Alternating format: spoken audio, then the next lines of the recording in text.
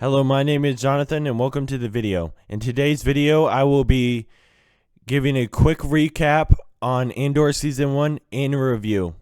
Welcome to Honorable Media.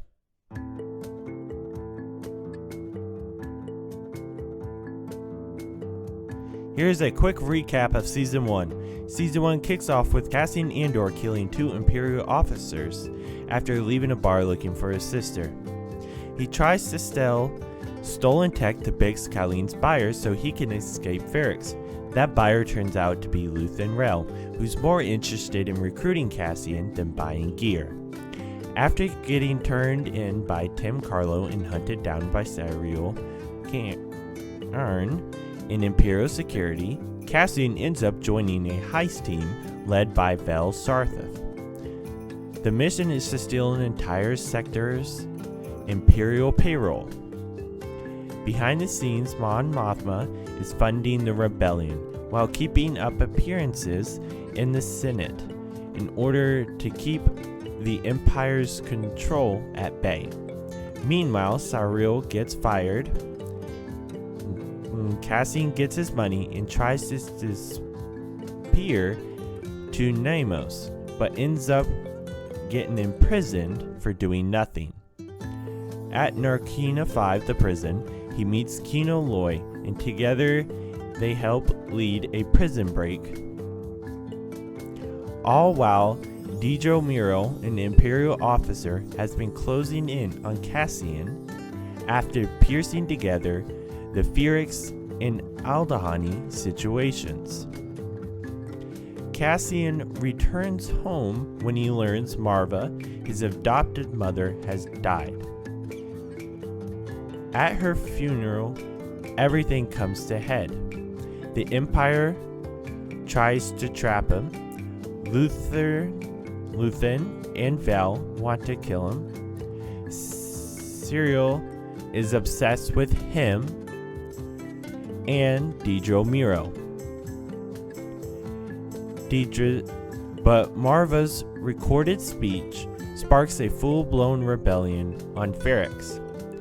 Cassian then rescues Bix from the hotel where she was being tortured, Brasso, B, William Park, and a few others to his ship where they fly off without him. And the show ends with Cassian confronting Luthen on his ship. And that was a quick review of Season 1. I'll be honest, the first time I watched Andor Season 1, I didn't like it. I thought it was slow, boring, and didn't feel Star Warsy enough. But after rewatching it, my opinion has definitely changed.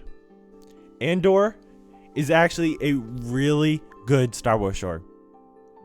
Probably one of the best Star Wars shows, especially of the live action. And it pulls it off without any lightsaber or Jedis. Yes, it is a slower burn with dense dialogue and lots of characters and stuff to keep track of. I feel like that was one of the reasons I didn't like it the first time I watched it, because I was a little loosely paying attention to it. And rewatching it for Season 2, I was way more focused in trying to analyze any and everything. The show does a great job building the atmosphere of a galaxy slowly cracking under the Imperial control and growing closer to a rebellion. Instead of just one thing doing it, it's the little thing after little thing after little thing that builds towards the rebellion. If I'm being honest, I think the format of Andor would make for a fantastic movie. The way it is slow paced with boom, a big apex at the end. Now granted, you're not going to get nearly as much detail and tone and grounded storytelling with the extra time in the shows. I'm actually really curious to see what they do in Season 2. I hope they turn up the action a little bit more as they get closer to the full rebellion. But I don't want them to go away from the formatting and style of Season 1 with the tone, grounded, slow burning, intense dialogue, and storytelling that's elongated throughout the episodes. It's what makes Andor special. Alright, for the final rating, I'll give it an 8 out of 10. It is a really good show, but I think it's just a tier below some of the absolute elite shows. And I honestly can't wait to see Andor 2.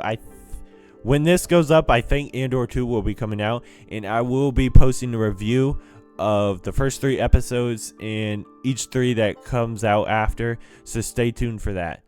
Alright, that was my quick recap and review of Andor Season 1. I hope you enjoyed the video, and I hope you have a great rest of your day.